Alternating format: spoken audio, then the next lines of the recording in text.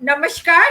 मैं रत्ना वोरा अहमदाबाद गुजरात से हमारे शाम के 6 बजे के कार्यक्रम में बहुजन संवाद के इस कार्यक्रम में मेरे सभी दर्शक मित्रों का स्वागत करते हुए आज हमारे साथ जो पैनल में जुड़ने वाले हैं उन सभी का स्वागत करते हुए जो पैनल में जुड़ चुके हैं उनका स्वागत करती हूँ। आज हमारे साथ अभी पैनल में हमारे जुड़ चुके हैं कांग्रेस के प्रवक्ता श्री सागर भाई शाह, उनका मैं स्वागत करती हूँ। साथ ही हमारे साथ जुड़ चुके हैं डॉक्टर आनंद प्रकाश तिवारी जी, जो कार्यक्रम के संपादक हैं बहुजन संवाद के और वरिष्ठ नेता है, समाजवादी नेता है।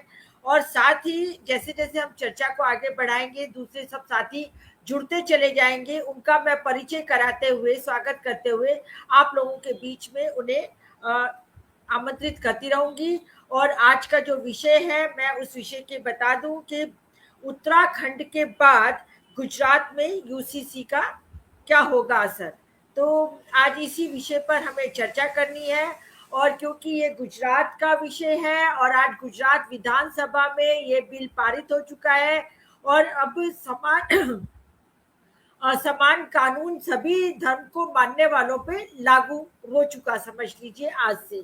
तो ये यूनिफॉर्म सिविल कोड जो है वो आज से सभी धर्मों को लागू हो चुका है। हमारे साथ जागृति राही जी भी जुड़ चुकी है, वे सोशल एक्टिविस्ट है और हर एक मुद्दे पे बहुत बेबाकी से अपनी बात रखती हैं। सामाजिक राजनीतिक कार्यकर्ता है, वाराणसी से आती हैं, मैं उनका भी स्वागत करती हूँ।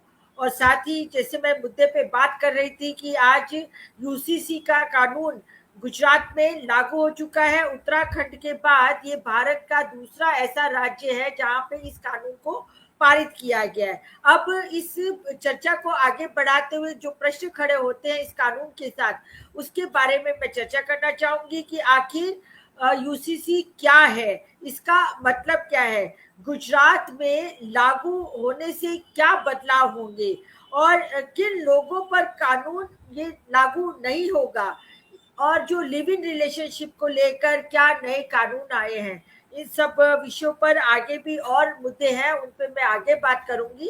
परंतु गुजरात में जो यूसीसी लागू हुआ है उसके बारे में आज हम यहाँ चर्चा करने जा रहे हैं। तो सबसे पहले मैं गुजरात के कांग्रेस के प्रवक्ता श्री सागर शाह जी को यहाँ आमंत्रित करती हूँ। आप आइए और अपनी बात रखिएगा। जी सागर भाई। देखिए, सबसे पहले तो बहुजन संवाद के सारे जितने भी दर्शक हैं उनको सभी को मेरी तरफ से नमस्कार। बहुत ही अच्छा मुद्दा भी है और बहुत ही एक विवादित मुद्दा भी है, ये भी हम कह सकते हैं। आप मुझे बताइए कि आजादी के बाद आज तक 78 साल में जब यूसीसी नहीं था तो क्या भारत के अंदर किसी भी राज्य में कभी भी किसी को कोई दिक्कत हुई क्या? मैं खुद जैन फैमिली से हूं, ठीक है। आप सभी लोग भी अपने अपने धर्म के अनुसार हिंदू धर्म में, बौद्ध धर्म में, जैन धर्म में मानते होंगे। आप मुझे बताइए कि हमारे जो शादी के कानून है, डिवोर्स के कानून है, क्या हम उनको कभी फॉलो नहीं करते हैं? मैं 54 साल का हूं, मैंने तो दूसरी शादी कभी नहीं की।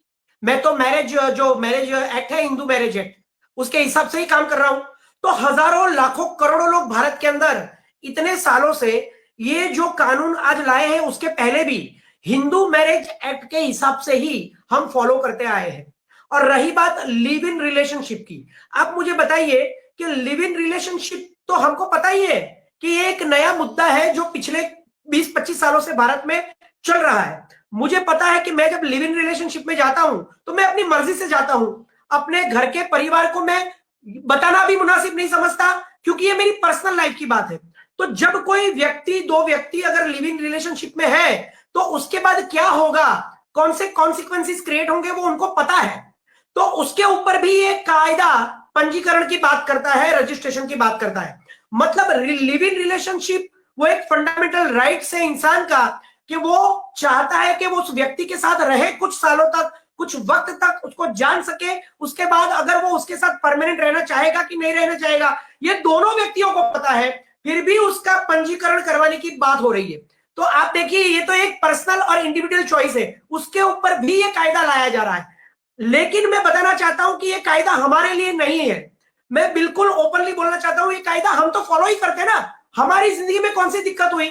आप मुझे बता दीजिए कि भारत के इतने नागरिक हैं जो मुस्लिम नहीं है, क्रिश्चियन नहीं है, सिख नहीं है, पारसी नहीं है, फिर भी सिख और जैन और बौद्ध तो इसी में मानते हैं कि इसी एक्ट को फॉलो करते हैं। क्या आज तक हमारी जिंदगी में कभी इस मुद्दे को लेकर कोई प्रॉब्लम हुई? मैं ओपनली कहना चाहता हूं कि इस देश के 20 करोड़ मुस्लिम लोगों को परेशान करने के लिए, नीचा दिखाने के लिए कानून लाया जाता है। मैं आपको क्लियर कट बताना चाहता हूं, ये लोग क्या बोलते हैं हर मुद्दे पर चुनाव में कि ये घुसपैठिए तो आज तक एक भी चुनाव में मिले नहीं है। तो ये घुसपैठिए है कौन? जो संपत्ति हड़पने वाले हैं, गाय भैंस ले जाने वाले हैं। 370 धोखे से किया, उसके बाद बाबरी मस्जिद तोड़ी, राम मंदिर बनवाया, वक्फ बोर्ड बिल लाया ताकि उनकी जमीनों पर नजरें गड़ाई जाए। आप मुझे बताइए, ये बार बार इस देश के 20 करोड़ मुस्लिम लोगों को परेशान करने के लिए, उन्हें नीचा दिखाने के लिए, उन्हें जलील करने के लिए ऐसे मुद्दे बार बार चुनाव के वक्त लाए जाते हैं ताकि हिंदू मुस्लिम किया जा सके। मुझे तो मेरी जिंदगी में आज तक यूसीसी नहीं था। अब तक गुजरात के अंदर मैं 54 साल का हूं, मुझे तो कोई प्रॉब्लम नहीं हुई। मेरी बिल्डिंग में 50-500 लोग रहते हैं, उनको तो कोई प्रॉब्लम नहीं हुई आज तक। तो ये हमारे लिए लाए हैं या किसी और के लिए लाए हैं? और इसके अंदर भी आदिवासी जो ट्राइबल्स है उनको तो इन लोगों ने एक्सक्लूड किया है। तो आप ट्राइबल्स के सामने तो ये मुद्दा नहीं रख रहे हो, क्योंकि इनको पता है कि अगर ट्राइबल्स के लिए भी कंपलसरी कर दिया तो ट्राइबल्स तो रोड पर आ जाएंगे और सिविल वॉर हो जाएगी। लेकिन उनके साथ तो ये पंगा नहीं ले सकते। तो किसके साथ पंगा लेना चाहते हैं? किसको बाहर बुलाना चाहते हैं? किसके साथ झगड़ा करना चाहते हैं? क्या हिंदू मुस्लिम करने के लिए चुनाव के वक्त, गुजरात में अभी स्थानिक स्वराज्य के चुनाव है और 5 राज्यों में अलग अलग चुनाव है, तभी ये मुद्दे लाए जाते हैं? आप मुझे बताइए किसके लिए लाए हैं? बार बार किसको परेशान करने के लिए? अगर वो शरिया के हिसाब से चलते हैं, उनका कानून है, तो आर्टिकल 25 के हिसाब से धर्म का जो आपका एक फंडामेंटल राइट्स है कि धार्मिक जो वैल्यू होती है उसके हिसाब से, तो ये यूसीसी का जो कानून है उसके अंदर मुस्लिम लोगों को ही धर्म के आधार पर ये कानून का जो पर्सनल लॉ है वो चलता है। तो उसको डिस्टर्ब करने के लिए, उनका इंसल्ट करने के लिए, उनको बार बार जलील करने के लिए 12 साल से इस भारत देश के अंदर, जब से ये मोदी की सरकार आई है तब से, चाहे वक्फ बिल बोर्ड हो, चाहे 370 की बात हो, चाहे ये सरिया लॉ को नाबूद करने के लिए यूसीसी की बात हो, आप मुझे बताइए कि ये हर बार होता है। पहले जमीन हड़प लेंगे वक्फ बिल के हिसाब से, और इसके बाद ये कानून लाएंगे। तो प्रॉब्लम हमें तो होने वाला ही नहीं है। हम तो हिंदू मैरिज एक्ट में सालों से मानते हैं, हम कभी दूसरी शादी करते ही नहीं है। तो ये किसके लिए लाए हैं? ये मुद्दा सबको पता है और पूरी दुनिया और पूरा देश जानता है। तो ये बार बार इस देश में अराजकता फैलाने के लिए, और एक स्पेशल कौम है, ये जो अल्पसंख्यक लोग हैं, जो मुस्लिम लोग हैं, उन्हें परेशान करने के लिए ही ये लाया जाता है, और खास करके चुनाव के वक्त लाया जाता है। उत्तर प्रदेश में क्यों नहीं है? 12 साल से ये लोग हैं। मध्य प्रदेश में क्यों नहीं है? 12 साल से ये है। आजादी के पहले गोवा में था इसका एक, जो आज भी चालू है, लेकिन आजादी के बाद ये ये दूसरा राज्य है जिस पर लागू हो गया। कहते हैं कि धीरे धीरे सब में लाएंगे, तो पूरे भारत में ही ला दो ना भाई। ये तो आर्टिकल 44 के हिसाब से ये संविधान के अंदर इसका अरेंजमेंट है कि आप ला सकते हो। तो 12 साल से आपकी सरकार है, 12 साल से आपको यूसीसी लाने में कोई दिक्कत नहीं हुई। जब भी चुनाव होता है तब लाते हैं। तो ये किसको परेशान करने के लिए? जी जी, बहुत बहुत धन्यवाद। मैं जरूर पड़ेगा तो आपको फिर बुलाती हूँ। सागर जी, आपने बहुत सही कहा कि ये किसी एक तबके, एक समाज, एक कुछ लोगों को परेशान करने के लिए एक कायदा लाया गया है। एक सेकंड मैं आपके पास फिर से आती हूँ। अब हमारे साथ डॉक्टर सलीम खान जी जुड़े हुए हैं, वरिष्ठ पत्रकार हैं, मुंबई के हैं, और इस विषय पर बहुत अच्छी समझ और पकड़ रखते हैं। तो यहाँ पर मैं आपको एक थोड़ी सी बता देना चाहती हूँ भूमिका के तौर पर कि गुजरात में बाकी सभी धर्म में, हिंदू, मुस्लिम, सिख, ईसाई, सभी धर्मों को एक समान कानून के तहत ये यूसीसी ला दिया गया है। परंतु यहाँ पर गुजरात में जो 15% आदिवासी हैं, उन 15% आदिवासियों को इस कायदे से अलग रखा गया है। तो ये तो सीधी और साफ तौर पर जाहिर बात है कि जो अल्पसंख्यक समाज है उनको हैरान परेशान करने के लिए कायदा लाया गया है। और दूसरा, समान सिविल कोड, मतलब समान नागरिक कानून। तो समान कहाँ से हुआ? जब आपने आदिवासियों को इसमें से अलग कर दिया, तो तो ये यूनिफॉर्म कहाँ से हुआ? इसकी यूनिफॉर्मिटी तो यही खत्म हो जाती है कि आपने आदिवासियों को नहीं रखा है। अब हमारे यहाँ पर जो डिप्टी सीएम है हर्ष संघवी, वो इंसान ये कहता है कि इस कानून का मुस्लिम महिलाएं बहुत सालों से राह देख रही थी, तो आज हमने उनको बहुत कुछ दे दिया और राहत पहुंचा दी है। तो मैं ये थोड़ा सा भूमिका ही बता रही हूँ कि मुस्लिम महिलाओं को तुमने दे दिया, तो आदिवासी महिलाएं कहाँ गई? आदिवासी महिलाओं के अधिकार क्या अधिकार नहीं है? आदिवासियों में भी बहुपत्नीत्व का रिवाज है, एक से ज्यादा पत्नी आदिवासी रख सकते हैं। आदिवासियों की महिलाओं को भी संपत्ति में परेशानियां होती है, तो उनको आदिवासी महिलाओं से कोई लेना देना नहीं है। मतलब आदिवासी महिलाओं का लेकिन वोट लेना है, इसीलिए आप आदिवासी को इसके अंदर इंक्लूड नहीं करते हो। इसी तरह उत्तराखंड में भी आपने आदिवासियों को इंक्लूड नहीं किया। तो कहने का मतलब साफ है कि अब उनको टाइट करने के लिए उन्होंने इस तरह का कानून लेके आए हैं। तो डॉक्टर सलीम खान जी, आप इस पर विस्तार से और जरा बताइएगा जी।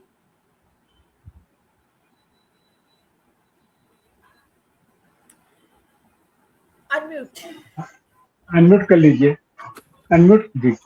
शुक्रिया रत्ना जी, आपने तो ये बात बता दी कि ये यूनिफॉर्म सिविल कोड नहीं है। इसलिए कि अगर ये यूनिफॉर्म सिविल कोड होता तो ट्राइबल्स को, आदिवासियों को इससे एक्सेप्शन नहीं दिया जाता। तो पहली बात तो ये दावा ही गलत है कि यूनिफॉर्म सिविल कोड है। अच्छा, यूनिफॉर्म सिविल कोड आदिवासियों को जो एग्जेम्पशन दिया गया उसकी बुनियाद ये बताई गई कि उनको कॉन्स्टिट्यूशनल गारंटी है। तो कॉन्स्टिट्यूशनल गारंटी तो मुसलमानों को भी है। तो आप एक की कॉन्स्टिट्यूशनल गारंटी का ख्याल रखेंगे और दूसरे की कॉन्स्टिट्यूशनल गारंटी का ख्याल नहीं रखेंगे, इसका मतलब ये है कि आप इंसाफ ही नहीं करते। तो जो लोग ना इंसाफी करते हैं वो क्या करेंगे? वो यही सब करेंगे कि इस तरह के कवानीन बनाएंगे। अब मैं आपको कुछ आंकड़े बताता हूं। देखिए, हिंदुस्तान के अंदर मुसलमान जो है वो दूसरी शादी करता है तो वो डिक्लेयर कर देता है। वो बोलता है भाई मेरी शरीयत में अलाउड है, मेरे पर्सनल लॉ में अलाउड है, तो इसलिए मैं दूसरी शादी करता हूं। तो मैं बता देता हूं कि भाई मेरी दूसरी बीवी है, 4 तक की मुझको इजाजत है मैक्सिमम। लेकिन ये कि दूसरे जो समाज है, जो हिंदू समाज है मसलन, उसमें इजाजत नहीं है। तो वहां पर जो दूसरी शादी करते हैं तो उसको छुपाते हैं अनेक कारणों से, सामाजिक कारणों से, कानून की वजह से, वगैरह वगैरह। इस फर्क को सामने रखिए और ये आंकड़े जो मैं आपको बता रहा हूं इस पे गौर कीजिए। ये सेंसस के आंकड़े हैं, सरकार के आंकड़े हैं। सरकार के मुताबिक जो आदिवासी हैं उनके अंदर 2.4% लोग एक से ज्यादा शादी करते हैं। 2.4% खुल्लम खुल्ला बताते हैं कि भाई ये मेरी एक से ज्यादा बीवी है। वो लोग का परसेंटेज केवल 2.4 है। ईसाई हैं, उनमें 2.1% लोगों के पास एक से ज्यादा बीवियां हैं। मुसलमान हैं, उनके अंदर 1.9% के पास एक से ज्यादा बीवी है। और हिंदुओं के पास 1.3% एक से ज्यादा बीवियां हैं। और ये 1.3% इसलिए है कि इसमें बहुत कुछ छुपाया गया है, लोग बताते नहीं। तो छुपाने के बावजूद अगर 1.3% है, तो अगर उनको भी इजाजत दे दी जाए कि भाई आप एक से ज्यादा पत्नी को डिक्लेयर कर सकते हैं, रखते तो ही हैं, खाली फर्क यह है कि आप डिक्लेयर करते हैं या नहीं डिक्लेयर करते, तो आप समझ लीजिए कि ये 1.3% कहां जाके पहुंचेगा। तो पहली बात तो ये धारणा गलत है कि सिर्फ जो है वो मुसलमान ही एक से ज्यादा बीवी रखते हैं। ये बात भारत के सेंसस के ये आंकड़े इसको गलत साबित करते हैं। अब आपने जैसा कि कहा कि सरकार बताती है कि इससे बहुत सारे फायदे हैं, तो सवाल ये है कि आप जो है वो आदिवासी समाज को उन फायदों से क्यों वंचित रखना चाहते हैं? आपकी कोई दुश्मनी है उनसे? और अगर आप उनको वंचित रख के ये सोचते हैं कि आप उनका भला कर रहे हैं, तो दूसरों का भला क्यों नहीं करना चाहते? इस सवाल का सरकार के पास कोई जवाब नहीं। देखिए असल मसला क्या है बेवकूफ बनाने की बात, ये लोग कहते हैं कि मुसलमानों के पास ये प्रिविलेज है और दूसरों के पास नहीं है, तो इसलिए हम सबको बराबर करना चाहते हैं। बराबर करने का एक तरीका ये है कि अगर किसी के पास कोई प्रिविलेज हो और दूसरे के पास ना हो, तो जिसके पास नहीं है उसको वो प्रिविलेज दे दिया जाए। जैसे मिसाल के तौर पर जो है वो किसी के पास रिजर्वेशन है, मेरे पास नहीं है, तो मैं ये नहीं कहता कि उसका रिजर्वेशन खत्म कर दो, मैं ये कहता हूं कि मुझको भी रिजर्वेशन दे दो। तो प्रिविलेज वाली कहानी बिल्कुल गलत है। दूसरी बात ये है कि ये जो चीज है ये फितरत के खिलाफ है। हर समाज में एक छोटा सा फ्रैक्शन ऐसा होता है जो इन आंकड़ों से सामने आया, जो एक से ज्यादा बीवी रखता है। अगर आप उसको इजाजत दो तो भी वो प्रतिशत 1.9 से ज्यादा नहीं होगा, और नहीं दो तो भी वो जो है वो 1.3 से कम नहीं होगा। अब जब ये सच्चाई है तो इसके लिए एक चोर रास्ता खोला गया। वो चोर रास्ता क्या है?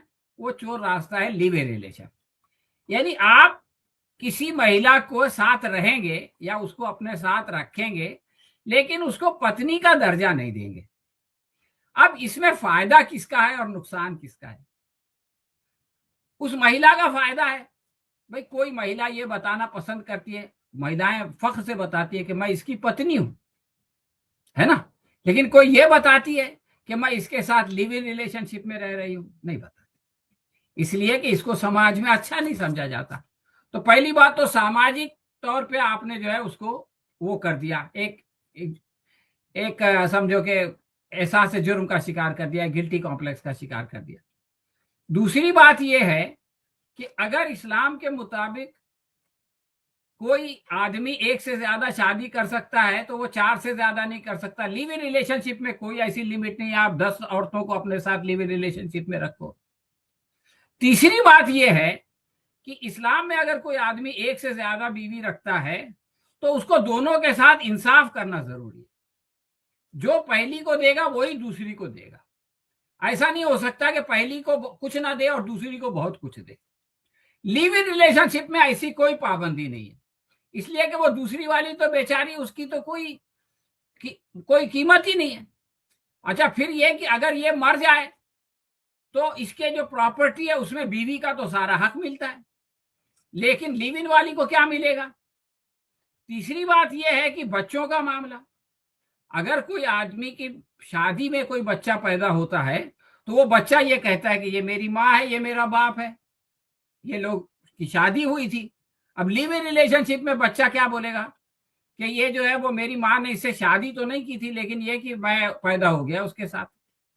तो इसमें इतने सारे कॉम्प्लिकेशन हैं इस लिव इन रिलेशनशिप में, और मैं ये कहता हूं कि बहुत सारा जो अपराध होता है वो इसीलिए होता है कि लिव इन रिलेशनशिप में जो लॉयल्टी होती है पति पत्नी की वो नहीं रहती।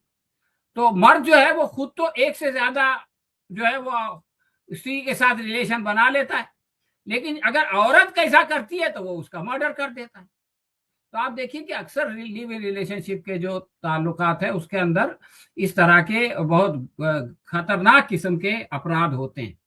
और लिव इन रिलेशनशिप भी मर्द ही करता है, एक से ज्यादा बीवी। आपने सुना है किसी समाज में कि एक औरत जो है वो एक से ज्यादा मर्दों के साथ लिव इन रिलेशनशिप में है और वो बताती है कि हाँ भाई मैं 4 लोगों के साथ लिव इन रिलेशनशिप में रहती हूँ? नहीं होता ऐसा। तो ये सारा कहानी है ना, ये मर्द को फायदा पहुंचाने के लिए है। हम लोग ये सोचते हैं कि पहली जो बीवी है उसके हकूक को महफूज किया गया, हम भूल जाते हैं कि दूसरी जो बीवी होती है वो भी औरत होती है, उसके सारे हुकूक आपने छीन लिए, उसको समाज में कहीं का नहीं रखा, तो उसका कोई हक नहीं है, वो इंसान नहीं है। तो ये जो है वो मैं आपको एक आखिर में उदाहरण देना चाहता हूं।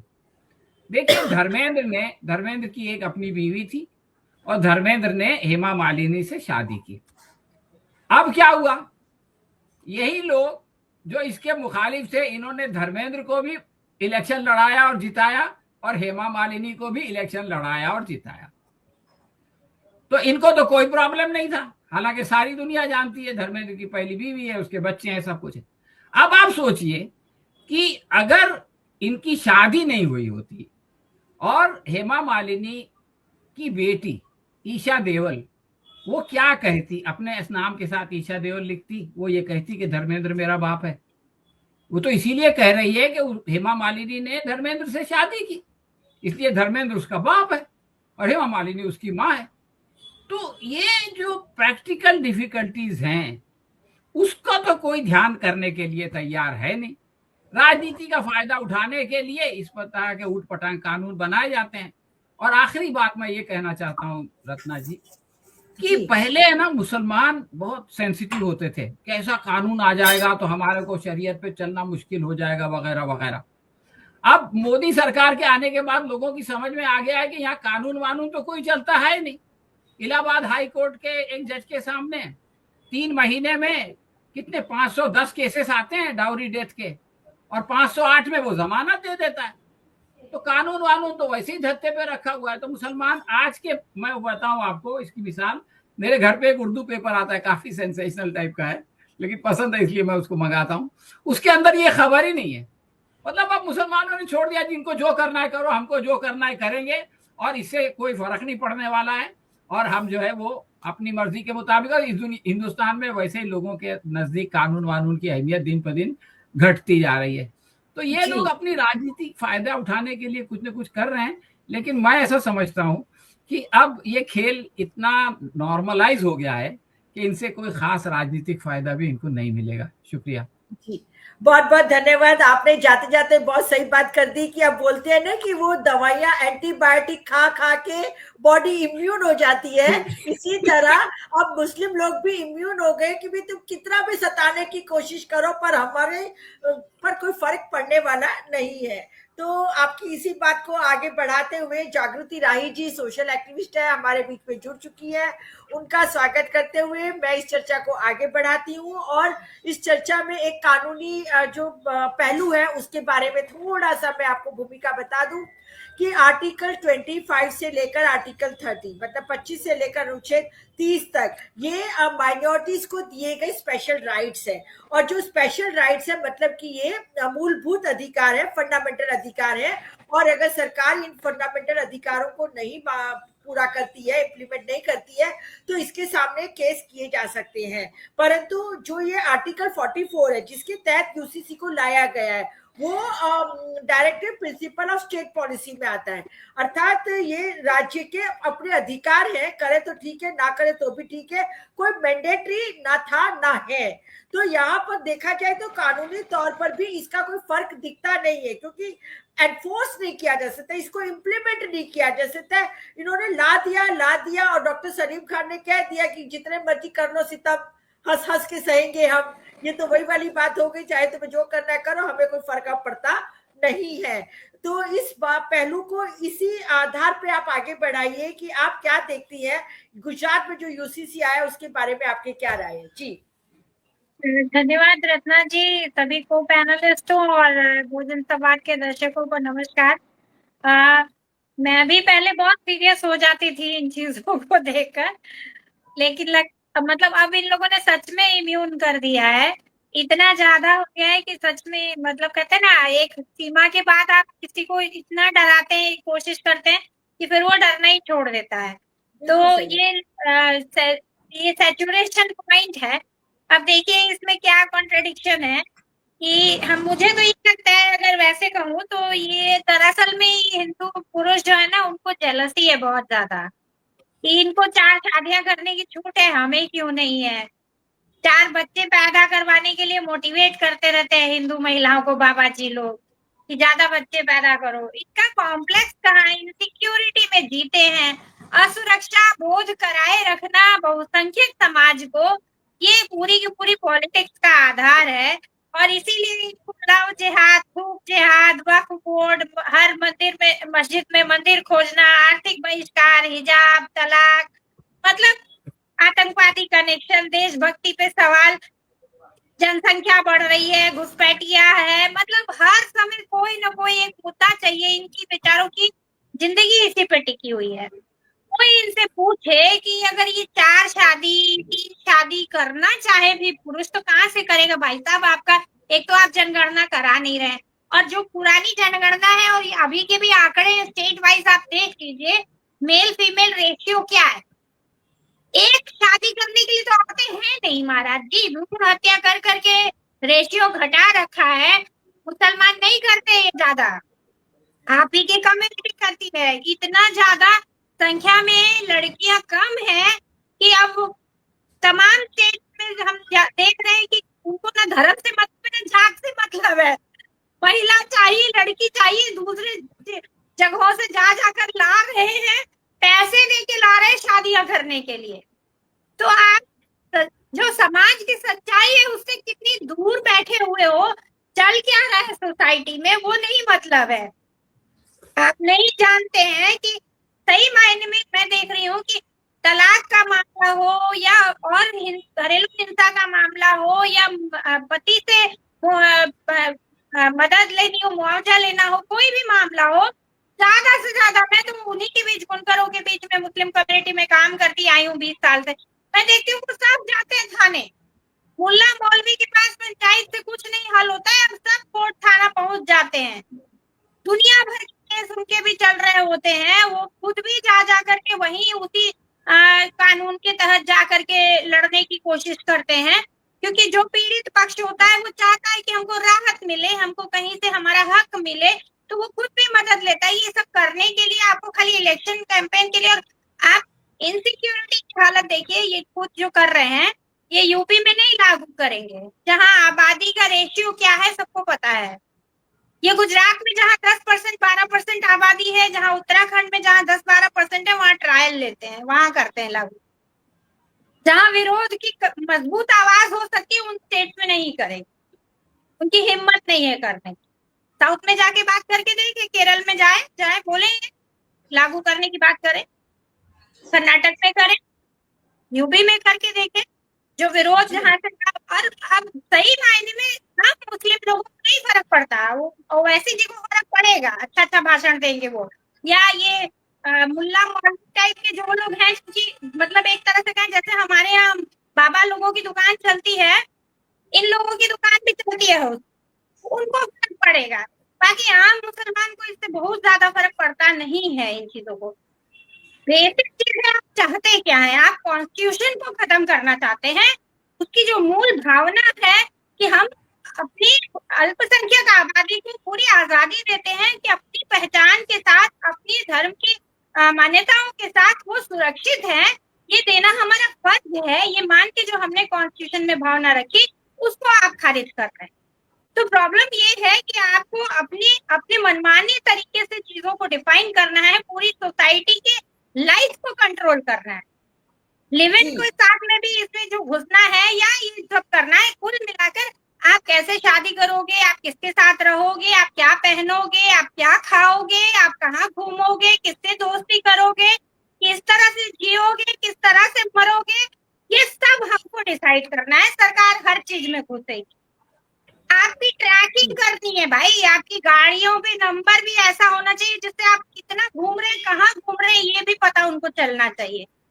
तो ये सारा जो इजरायली मॉडल है वो लागू किया जा रहा है, और नागरिकों की जो स्वायत्तता है वो कमजोर की जा रही है, उसको कम किया जा रहा है। और उसके लिए ये करते वक्त आपस में लोगों की एकजुटता न बने, समझदारी न बने, तो ये दिखाएंगे ये कि खाली मुसलमानों के साथ कर रहे हैं, आपके साथ तो बहुत अच्छा कर रहे हैं।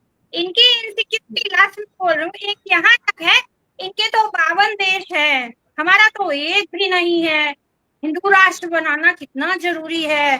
तो ये बहुत लोग हैं और बेहद डरपोक लोग हैं, अज्ञानी लोग हैं, जिनको समझ ही नहीं आता कि क्या करना है। पूरे देश में हाहाकार मचा हुआ है, दुनिया में मचा हुआ है, इतनी तबाही मची हुई है। गुजरात के लोगों को सपना आ रहा है कि अभी तो हमको कॉमन सिविल कोड लागू कर देना है, उससे क्रांति हो जाएगी, उससे इनके घर में सब में फ्री में गैस आने लग जाएगी। अभी जी अपनी मूर्खता का प्रदर्शन हर बार गुजरात किसी न किसी रूप में कर दे रहा है। मेरी ननिहाल है, सॉरी, इसलिए मैं इसे बोल सकती हूँ, मेरा हक है। जी हाँ, बहुत बहुत धन्यवाद जागृति जी, आपने बहुत सही चर्चा की यहाँ पर। अब हमारे जो इस कार्यक्रम के संपादक है डॉक्टर आनंद प्रकाश तिवारी जी, उन्होंने सबकी चर्चाएं सुनी है, हमारे सभी जो विद्वान पैनलिस्ट है उन्होंने अपनी बात रखी। अब यहाँ पर राष्ट्रवाद के नाम पर एक धर्म, एक पार्टी, एक चुनाव, एक कानून, एक भाषा, एक पहनावा, इसके ऊपर ये जाना चाहते हैं। और इसीलिए ये गुजरात में जैसे अभी बताया कि लेबोरेटरी के तौर पर गुजरात के अंदर इन्होंने यूसीसी को ला दिया। तो अब आनंद जी, आप क्या समझते हैं ये क्यों लाया गया, इससे क्या फायदा होगा या इससे क्या फर्क पड़ने वाला है लोगों के अपने खुद के मिजाज पे? आप अपनी बात रखिएगा, इस कार्यक्रम का समापन किया जाएगा। जी बहुत बहुत धन्यवाद। हम तो इसको ये देखते हैं कि कल आपके गुजरात में यह कानून पारित हुआ विधानसभा में, और उसके पहले यही बनारस से हमारे शंकराचार्य ने एक घोषणा की, और घोषणा ये की कि जो इनका मदर इंस्टीट्यूशन है राष्ट्रीय स्वयंसेवक संघ, उसके एक बड़े नेता उसके एक बड़े नेता ने उनसे कहा कि हम 10 लाख हिंदू बच्चियों की शादी मुसलमानों में करवा दिए, और आज की तारीख तक अब वो उस पर शीशा लेदर हो रही है और उस पर जो लिपा पोती हो रही है कि नहीं हमने ऐसा नहीं कहा वैसा नहीं कहा। लेकिन सच तो ये है कि ये जो भी करते हैं अपने आप में कंफ्यूज लोग हैं, इनको पता ही नहीं है कि धर्म क्या है, धार्मिक ये स्वतंत्रता क्या होती है, आत्मीयता क्या होती है, समरसता क्या होता है, इसका इनसे कोई मतलब नहीं है। इन्हीं का एक सांसद, इन्हीं का 2 सांसद, दोनों सांसदों ने आपस में शादी की और उसके मरने के बाद उसका अधिकार उसके ये दिला पाए कि कौन सा कानून आप बना रहे थे। अभी सलीम साहब ने कहा कि उसने अपना बाप का नाम कर लिया। अब वो तो बाप का नाम तो जो थे एनटी तिवारी भी उनकी पत्नी उनका लड़का उनसे लड़ गया और वो भी उनसे जबरदस्ती अपने बाप का नाम छीन लिया। तो ये तो कोई बात नहीं बनती, ये तो हमारे सब व्यवस्था है। लेकिन ये कुल जोड़ना करके ये जो जहां हमारे समाज को ले जा रहे हैं, ये रिलेशन हो और चाहे धर्म का नाम हो चाहे जो जैसे हो, इनकी कोई पिक्चर, इनका एकमात्र आज की तारीख में इनका ये अराजक लोग हैं। कोई नियम कानून न बने, जो भी हमारी संस्थाएं हैं उन संस्थाओं के प्रति नफरत हो जाए, उन संस्थाओं से अविश्वास हो जाए, इनका केवल एक ही मकसद बनता है। और इसी के चलते ये इस तरीके के सारे कानून जो भी बना रहे हैं उसका मकसद केवल यही है कि ये सारी संस्थाएं, संवैधानिक संस्थाएं अपना औचित्य खो दे और देश में अराजकता का माहौल बन जाए, ताकि इनको उस अराजक माहौल के अंदर अपना एकाधिकार, अपनी तानाशाही, अपनी बात लागू करने का, उसको चलाने का इनको मौका मिल जाए। अब जनता ही शायद इसका निर्णय अंतिम कर पाएगी कि ऐसे लोगों को रहना चाहिए कि नहीं रहना चाहिए, या ऐसे लोगों का क्या इलाज किया जा सकता है जो अपने आप में रोज इनका कानून बदल रहा है, रोज सारी चीजें। तो उसी तरीके से इनका समाज नागरिक ये जो संहिता है ये उत्तराखंड में लागू किए, अभी गुजरात में लागू किए, और सच बात ये है ये पूरे देश में लागू करना चाहते हैं और ये लागू करते चले जा रहे हैं, और इनका लक्ष्य ही अंतिम यही है। लेकिन अंततः इनका लक्ष्य यही है कि देश में अराजकता फैल जाए, और उस अराजकता का दमन करने के लिए ये उसको यहाँ पर लागू करते हैं अपना अपनी मर्जी से शासन व्यवस्था कहना चाहते हैं। सागर शाह जी कुछ कहना चाहते हैं, उनकी टिप्पणी ले लेते हैं। जी सागर जी। एक बहुत ही महत्वपूर्ण गुजरात की बात बताना चाहता हूं। गुजरात के अंदर मुस्लिम्स लोगों को नॉन मुस्लिम्स एरिया में मकान नहीं मिलते हैं। मालधारी लोगों को भी हिंदू होने के बावजूद, कृष्ण के वंशज होने के बावजूद, मालधारी में जो रबारी और भरवाड़ होते हैं उन्हें नॉर्मल जो जैन, बौद्ध या फिर जो कोई भी मतलब नॉर्मल जो हिंदू धर्म के लोग हैं वहां पर उनको मकान नहीं मिलते हैं। तो गुजरात सरकार में जो गुजरात मॉडल को प्रचलित किया है, तो सबसे पहले ये जातिवाद और ये जातिवाद का जो भेदभाव गुजरात में पल रहा है कि कहीं पर भी मुस्लिम को मकान नहीं मिलता है, मालधारी को मकान नहीं मिलता है, तो उसके ऊपर समान कानून लाइए ना इस गुजरात के अंदर। मैं गुजरात के मुख्यमंत्री भूपेंद्र पटेल को और हर्ष संघवी को कहना चाहता हूं कि गुजरात के अंदर मुस्लिम लोगों को किसी भी एरिया में जहां पर नॉन मुस्लिम एरिया है वहां पर मकान नहीं मिलते हैं, आज भी नहीं मिलते हैं, मालधारियों को नहीं मिलते हैं। तो सबसे पहले ये जातिवाद जो गुजरात में पल रहा है और जो गुजरात मॉडल आपने प्रचलित किया है, और अब यूसीसी जातिवाद को आप पूरी तरह से भारत में जो फैला है, सबसे पहले इसके ऊपर आपको काम करना चाहिए, ये मैं कहना चाहता हूं। और आपने अगर 80 लाख आदिवासियों को एक्सक्लूड किया, तो मुस्लिमों की जी संख्या साहब जी। 4 में, तो आप मुस्लिमों को भी बख्श दीजिए ना। क्यों मुस्लिमों के जी साहब जी। ऊपर यूसीसी लाकर उन्हें जलील करना चाहते हैं? यही इनकी मंशा है, अराजकता फैलाना चाहते हैं। गुजरात 2002 का मॉडल पूरे भारत के अंदर ये फैलाना चाहते हैं, लेकिन ऐसा होने वाला नहीं है। सलीम जी ने कहा ऐसा ही होगा, क्या कोई असर नहीं हो रहा है, चाहे आप कुछ भी कर लीजिए। 370 लाइए, वक्फ बोर्ड लाइए, जी साहब जी। खाली बुर्का ना पहनने दीजिए, आप जी साहब जी। यूसीसी लाइए, कोई फर्क पड़ने वाला नहीं है, क्योंकि आज जी सागर समझ जी। चुका है। जी जी जी सागर जी, आप सारी चीज चिल्ला रहे हैं। कार्यक्रम रत्ना जी, रत्ना जी, उन्होंने तो 10 लाख हिंदू लड़कियों को भेज दिया है मुस्लिम परिवार में, तो अब तो वो समस्या होनी नहीं चाहिए। आप कहाँ चीख चिल्ला रहे हैं? आपकी चीज में चिल्लाने का क्या मतलब बनता है? जी जी रत्ना जी। जी जी जी, बहुत बहुत धन्यवाद। हमारे साथ आज पैनल में बहुत अच्छी, बहुत हेल्दी डिस्कशन हुई है। हमारे साथ डॉक्टर सलीम खान जी जुड़े, वरिष्ठ पत्रकार मुंबई से, मैं उनका धन्यवाद करती हूँ। सागर शाह कांग्रेस के प्रवक्ता हैं, मैं उनका भी धन्यवाद करती हूँ। जागृति राही जी सोशल एक्टिविस्ट है और अपनी बात बहुत दमदार तरीके से कहती है, उनका भी धन्यवाद करते हुए हमारे साथ जो हमारे डॉक्टर आनंद प्रकाश तिवारी हैं, हर माहौल में वो तैयार रहते हैं। अगर कोई इमरजेंसी आ जाए तो हमारे आनंद प्रकाश तिवारी जी हमेशा इस प्रोग्राम के लिए कंडक्ट करने के लिए तैयार रहते हैं। तो उनका भी मैं बहुत बहुत धन्यवाद करते हुए आज का ये कार्यक्रम यही समाप्त करती हूँ, घोषणा करती हूँ। और साथ ही हमारे बहुजन